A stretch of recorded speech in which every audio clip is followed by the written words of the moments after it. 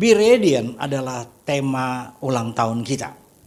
Ya, tema ulang tahun kita, dan tahun ini berusia 28 tahun. Saudara bisa berkata, oh masih muda, ada yang bilang sudah tua dan sebagainya.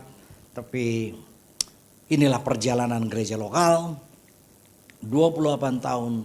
Dan waktu saya renungkan ini, tadi malam istri saya sempat singgung, waktu kita ke Banyuwangi, itu masih kepala 4 katanya gitu.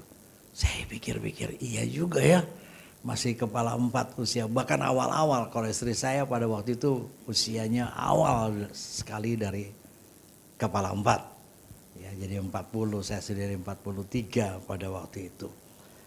Tapi saya nggak pernah merasa tua. Nah itu loh, apa saya nggak tahu diri, apa gimana, saya juga nggak ngerti gitu. Karena semangat saya itu nggak pernah habis gitu. Semangat saya nggak pernah habis. Nah, ini yang Tuhan sebenarnya mau di dalam hidup saudara dan saya, yaitu be radiant, yaitu mencerminkan, merefleksikan kemuliaan Tuhan. Nah, saya percaya bahwa ini adalah panggilan bagi semua orang Kristen, panggilan bagi kita semua. Bahwa hidup kita ini bukan cuman kita hafal firman, tapi kita juga terampil firman Tuhan dalam melakukannya. So, saya tidak promo tapi keren ya, Be Radiant tulisannya di sini tuh. Itu dia. Keren ya? Gitu. Tapi ini punya saya. Ini saya simpan. Be Radiant reflecting Christ glory. Ayatnya diambil dari Yesaya 60 ayat yang pertama.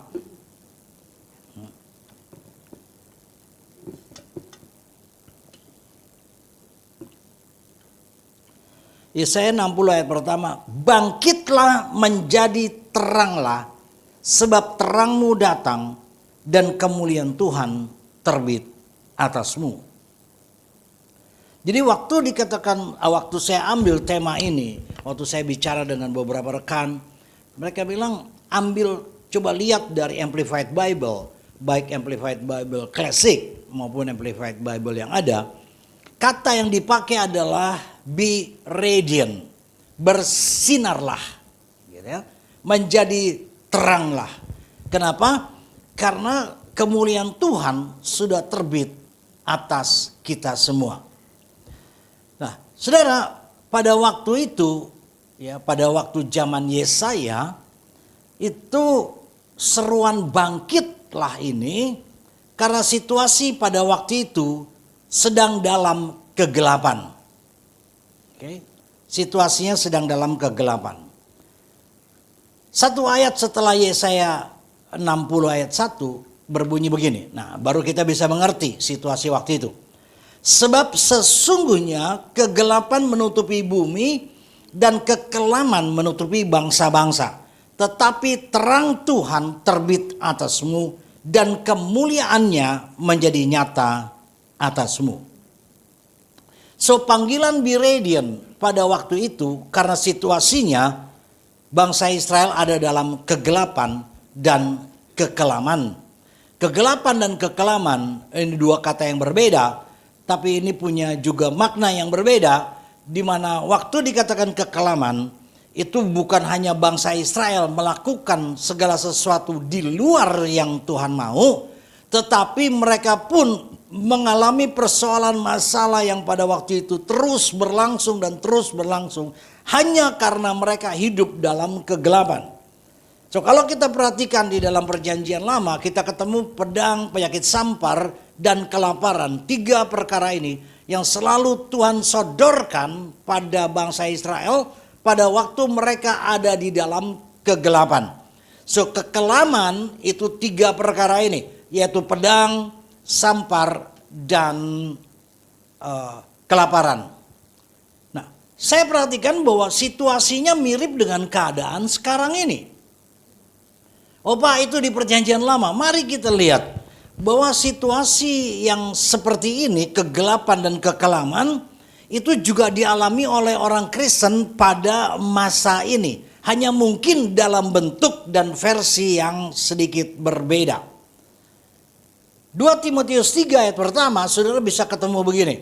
Ketahuilah bahwa pada hari-hari terakhir akan datang masa yang sukar. Nah, kenapa datang masa sukar, itu kekelaman itu? Karena kalau saudara perhatikan ayat 2 dan seterusnya, mereka ada dalam kegelapan. Nah, ini bukan terjadi hanya pada bangsa Israel, karena ini dalam 2 Timotius 3 ayat pertama, ini ditujukan kepada semua orang Kristen, satu peringatan bahwa pada hari-hari terakhir, yaitu menjelang kedatangan Tuhan Yesus yang untuk kedua kalinya, akan datang masa yang sukar. Kalau kita perhatikan sekarang, kehidupan toh tidak semakin mudah, ya. Persaingan dan sebagainya selalu ada, gitu. Dan yang terjadi di dalam diri orang Kristen adalah begini, menurunnya bahkan kehilangan semangat dalam mengiring Tuhan. So kalau saya terjemahkan bentuk kegelapan pada diri orang Kristen saat ini adalah menurunnya bahkan kehilangan semangat dalam mengiring Tuhan. Oh yes, ada pujian, mengiringmu dan seterusnya. Tetapi apakah sungguh mereka hidup seperti itu? Jadi saudara, kegelapan menutupi bumi, ini bukan berbicara tiba-tiba langit menjadi gelap. Bukan itu saudara, ya. Oh tiba-tiba langit gelap. Kemudian ini awan semua gelap, bukan itu maksudnya. Untuk yang zaman sekarang ini. Ya. Tetapi kegelapan yang menutup hati seseorang yang tercermin dalam kekecewaan dan kepahitan. Itu sebabnya saya katakan bahwa ini relevan dengan keadaan sekarang ini. Kenapa sih orang Kristen itu kehilangan semangat mereka? Mereka menurun semangat dalam mengiringi Tuhan. Sederhana, cuma 2 perkara ini yang saya temui. Kekecewaan dan kepahitan. Kekecewaan itu muncul karena fakta yang dihadapi tidak cocok dengan pengharapan yang dia letakkan dalam dirinya. Oh, saya punya pengharapan ini, saya punya keinginan ini, saya punya itu semua. Tapi tiba-tiba faktanya tidak terjadi, maka kekecewaan itu akan muncul. Nah, bagaimana menghadapinya? Karena kalau kekecewaan ini terus ada, maka orang itu sebenarnya sedang menolak Tuhan.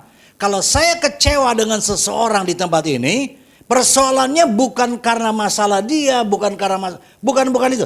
Tapi saya sedang menolak Tuhan sehingga saya kecewa terhadap seseorang. Ini yang dimaksud dengan kegelapan. Kalau ini dibiarkan terus, yang muncul adalah kepahitan. Dan saudara tahu bahwa kepahitan itu sedang membunuh dirinya sendiri. Perhatikan bahwa kegelapan selalu diikuti dengan kekelaman. Nah, kegelapan hati seseorang pada waktu dia gelap. Mari kita lihat dan tunggu tanggal mainnya. Karena kecewa dan kepahitan membuka pintu untuk menolak Tuhan dan membuka pintu untuk kuasa kegelapan dan kuasa kekelaman menghantam orang itu.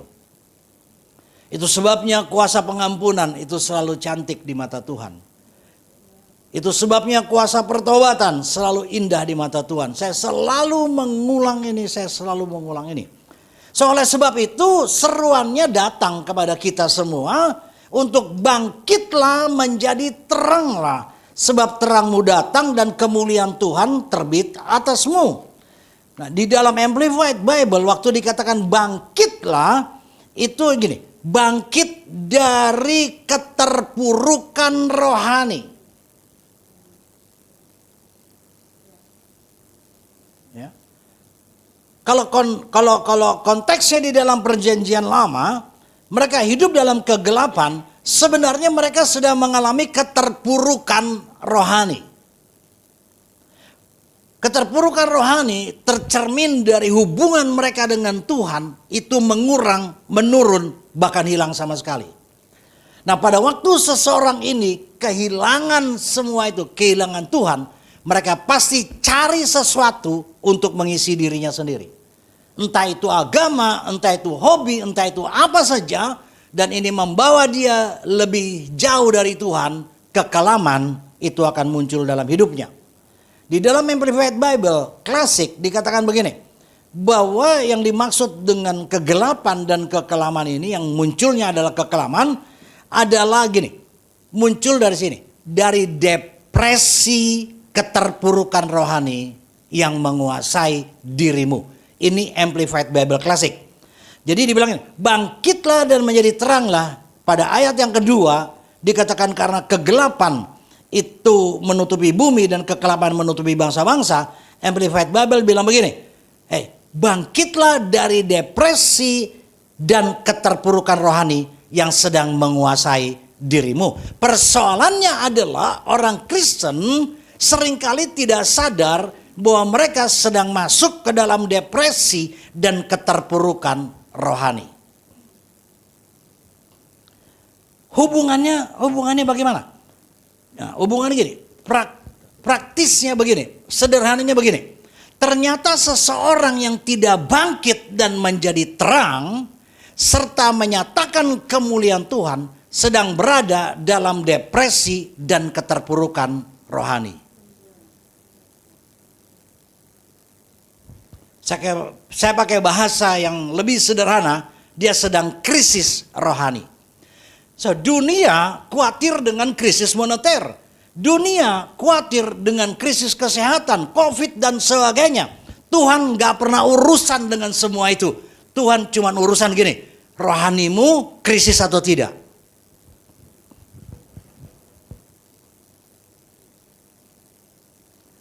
Tuhan bicara bangkit, iblis bicara hancurlah kamu.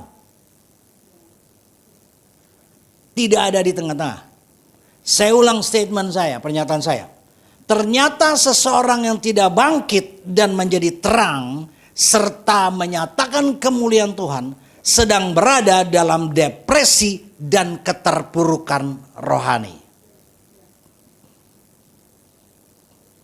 Atau krisis rohani. Pujian yang kita naikkan tentang bicara sukacita dan sebagainya, itu semua akibat kekelaman atau sukacita. Cuman itu aja. Dan itu yang membuat saya ketemu sekarang begini. Kami berdua masuk di kepala 4 usia kami. 40 istri saya 43. Tapi sampai detik ini, saya tetap merasa bahwa semangat saya tidak surut. Yes, kaki saya masih menginjak bumi. Yang kadang-kadang saya rasa letih, saya rasa lesu. Tetapi saya bilang begini. Ya, saya cuma bilang begini. Waktu kita keluar dari keterpurukan rohani, semangat kita tidak pernah hilang. Jadi sederhana saja, ya. Mereka-mereka yang semangatnya dalam mengiring Tuhan itu menurun, sedang mengalami depresi dan keterpurukan rohani. Waktu firman berkata bangkitlah, gini saudara, bagi mereka yang sedang depresi atau keterpurukan rohani, artinya gini, dia sedang menjauh dari Tuhan, padahal dia bilang gini, aku berdoa, aku minta tolong. Mari kita lihat sisi yang berbeda dulu. Jadi saya cuma mau bilang begini, apa yang saya sampaikan ini bukan sekedar etika semata-mata, tapi jauh di dalam. Dan ini menguak kebenaran firman Tuhan. Saya mau bilang, waktu seseorang itu sedang depresi atau keterpurukan rohani, bukan Tuhan tidak dapat menolong.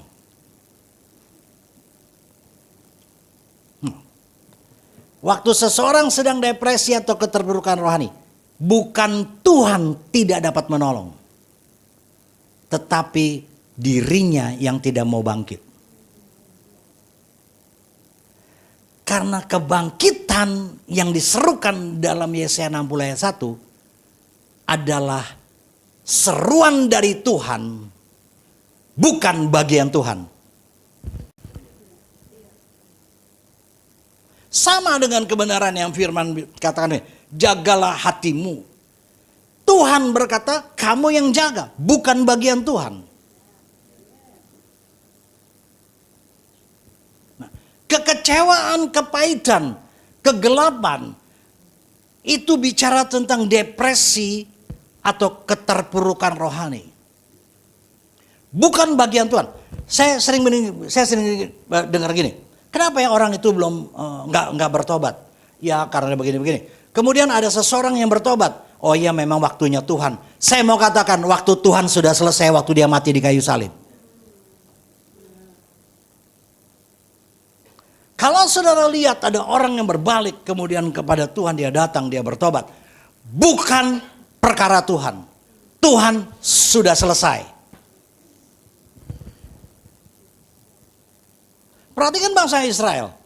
Tuhan datang bagi bangsa Israel yang menolak. Oke. Tuhan sudah mati di atas kayu salib. Manusia yang menolak.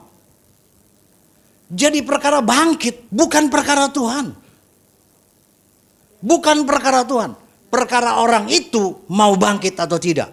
Perkara orang itu mau terima Yesus, mau dekat dengan Tuhan. Itu pilihan manusia itu. Tuhan menyediakan karunia-Nya yang memampukan seseorang untuk bangkit. Saudara mengerti kata karunia? Adalah kemampuan Allah untuk melakukan kebenaran firman walaupun di luar nalar. Oh iya Pak, Bapak enak ngomong, perjalanan saya tidak panjang atau belum panjang seperti para mereka-mereka yang sudah melayani sampai usia 100 tahun. Tapi sekian tahun yang sudah saya lewati, saya bilang, yes, saya ketemu jawabnya. Kalau saya sedang terpuruk rohani saya, itu bukan urusan Tuhan, itu urusan saya. Amen? Nah, di titik ini dia ada dalam kegelapan. Karena dia nggak bisa lihat lagi. Waktu dia kecewa dengan seseorang, dia nggak bisa lihat Tuhan yang ada di antara dirinya dengan orang itu. Itu kegelapan. Waktu hatinya pahit, dia nggak bisa lihat Tuhan. Dia cuma melihat dirinya yang sedang pahit.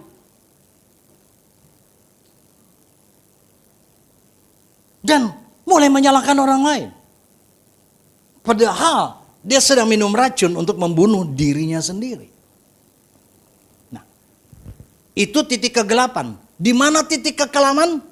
Nah, di sini. Titik kekelaman terjadi. Maka segalanya akan terasa lebih berat.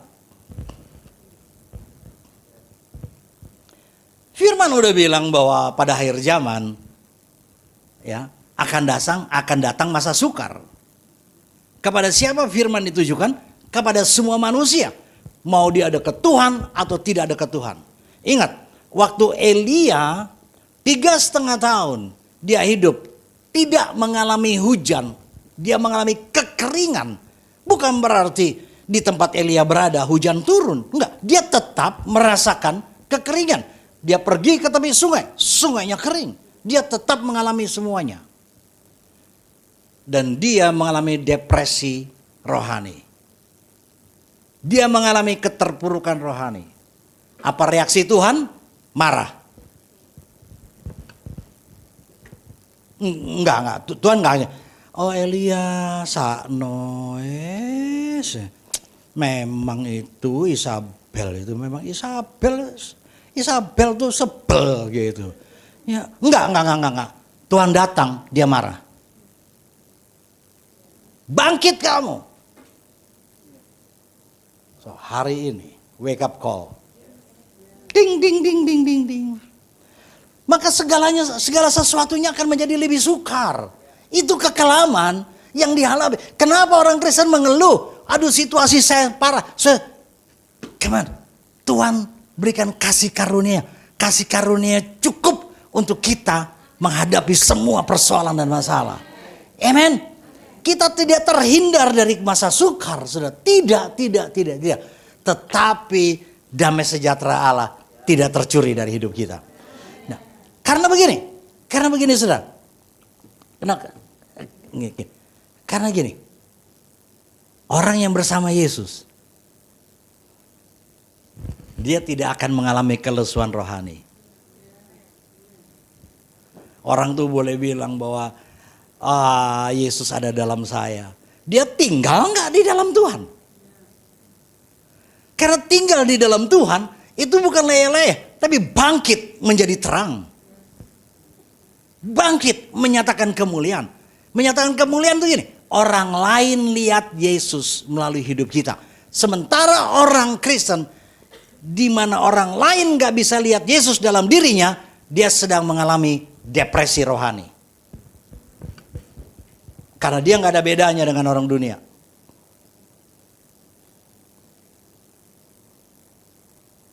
Amen. So, akhir zaman ini apa yang terjadi? Kelesuan rohani kan? Betul gak saudara? Kelesuan rohani.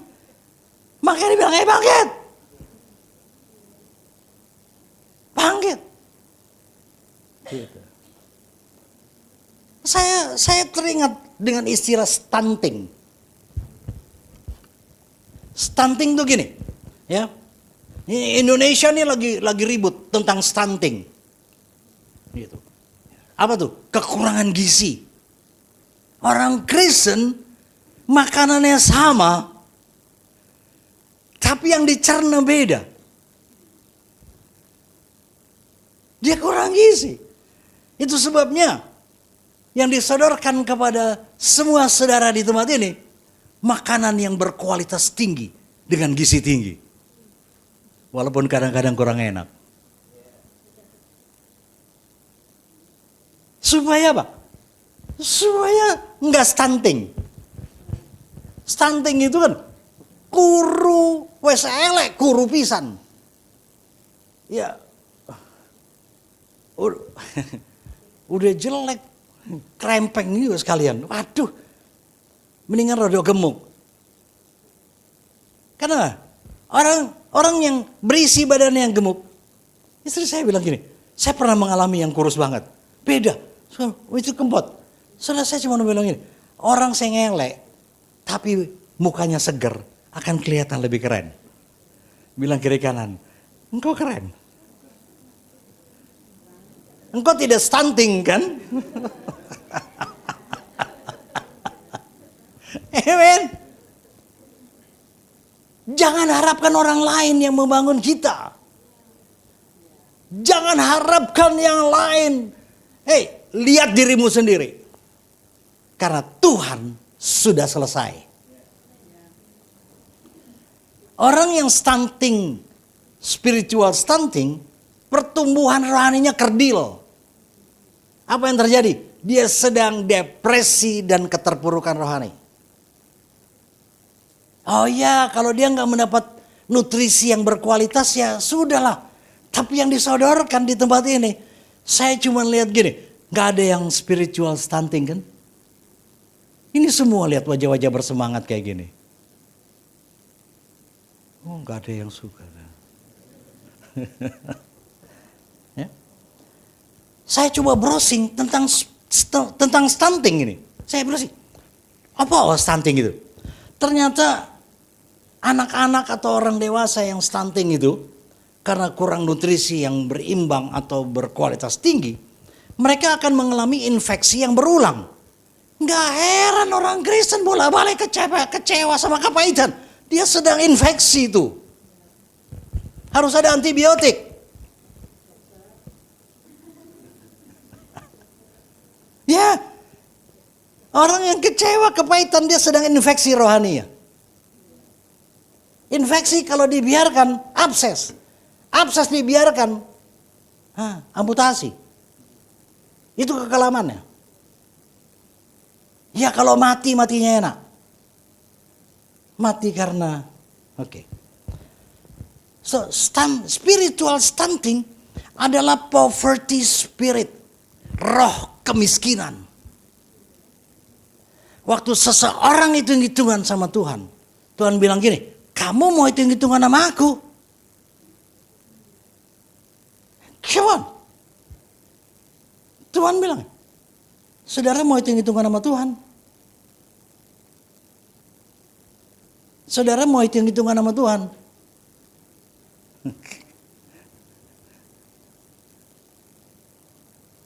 Orang Kristen yang hitung-hitungan sama Tuhan, baik waktu dan semua yang ada pada dia, dia sedang mengalami keterpurukan rohani.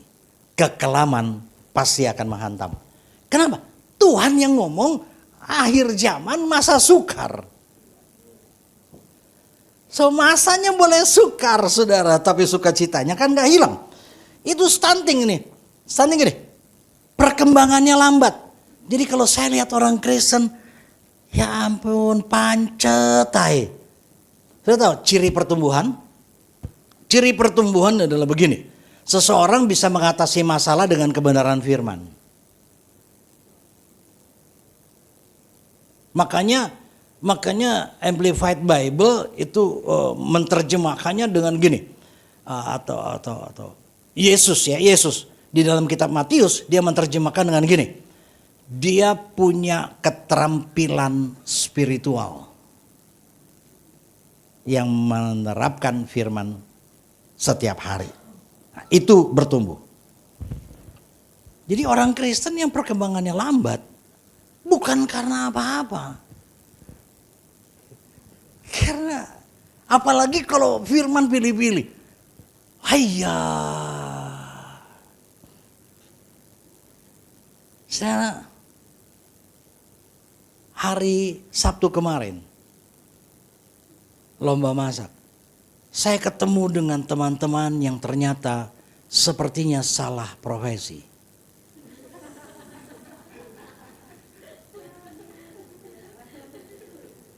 Bayangin dokter gigi juara 1. Saya bilang, dok, nggak salah profesi dok. Diketawain. Kemudian full timer. Mereka udah jaga-jaga. Siapa tahu nanti kalau nanti masa sukar, jualan. Yes. Masa sukar tuh. Betul nggak? 2 bulan lagi datang ke rumah saya.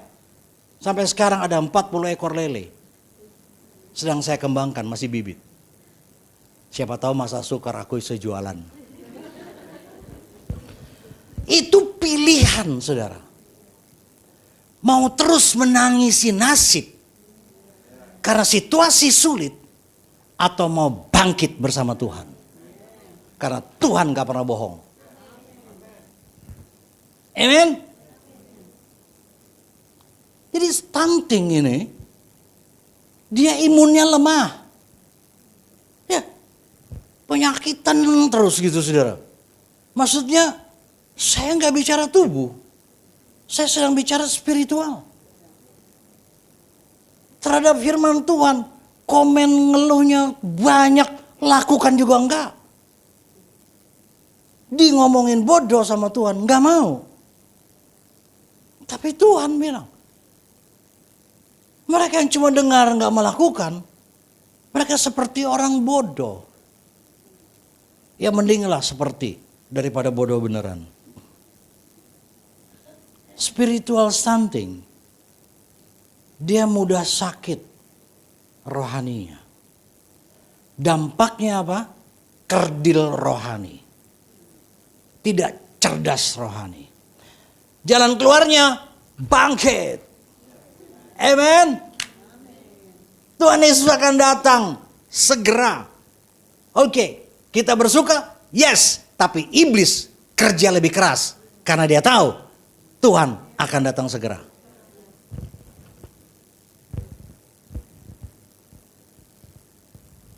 Bangkit. Amen. Menjadi teranglah sebab terangmu datang dan kemuliaan Tuhan terbit atasmu. Alasannya sederhana kan. bahwa terang dan kemuliaan Tuhan sudah terbit atas saudara dan saya. Dan kita tidak tinggal diam dalam kegelapan. Cuman dua aja kok. Terangnya udah datang, kemuliaannya udah datang, sudah diberikan, Tuhan sudah selesai. Ya, bagian orang Kristen keluar dari kegelapan hidupnya atau jadi terang. Sebab sesungguhnya kegelapan menutupi bumi dan kekelaman menutupi bangsa-bangsa. Tetapi terang Tuhan terbit atasmu. Wow. Sudah tahu Yesus adalah terang. Waktu dikatakan terang Tuhan terbit atasmu, dia ada dalam hidup saudara dan saya. Waktu dikatakan kemuliaannya menjadi nyata atasmu, perbuatannya akan terlihat dengan jelas. So, mungkin udah kehilangan semangat, bahkan kehilangan pegangan, tidak tahu lagi apa yang harus diperbuat. Persoalanku begitu berat. Tapi Tuhan bilang begini, terang Tuhan sudah terbit atasmu. Maksudnya begini, kita dibuat segar kembali. Kita dibuat bersinar kembali. Karena waktu dikatakan terang Tuhan terbit atasmu, bagian kita cuma merefleksikan kemuliaan Kristus. Be radiant. Reflecting God's glory. Ini Tuhan sudah menyatakan perbuatan yang besar. Bagian saudara dan saya mau bangkit. Saya tidak mau menyerah. Karena Tuhan bersama saya. Karena kasih karunia-Nya lebih dari cukup. Tinggal kita saja yang mau. Masa sukar, cook. Ikut Tuhan, ada cook. Ya. Apa ini cook? Cook adalah beban yang Tuhan letakkan. Loh Tuhan, kok ikut Tuhan? Ada beban dalam hidupku. Oh yes. Tapi kalau kita lihat ini, bukan beban, tapi panggilan, maka akan berbeda. Saya pernah ingatkan mereka, kalian pelayanan bukan karena beban pelayanan, tapi karena panggilan pelayanan. Dan Tuhan meletakkannya. Mudah? Tidak. Sehingga banyak laki-laki dan perempuan merasa ini beban dalam hidup mereka. Tapi saya cuma mau katakan, cook itu adalah semua yang Tuhan mau untuk kita hidupi. Itu diletakkan pada saudara dan saya. Bangkit, menjadi terang, nyatakan kemuliaan Tuhan keluar. Orang lihat itu yang Tuhan letakkan dalam hidup saudara dan saya. Nah, banyak orang Kristen lari dari sini. Tapi mereka lupa bahwa sebenarnya kok itu kita tidak memikul sendiri. Bersama dengan Yesus. Bangkit dan menjadi teranglah. Be radiant. Reflecting Christ's glory. Let's pray.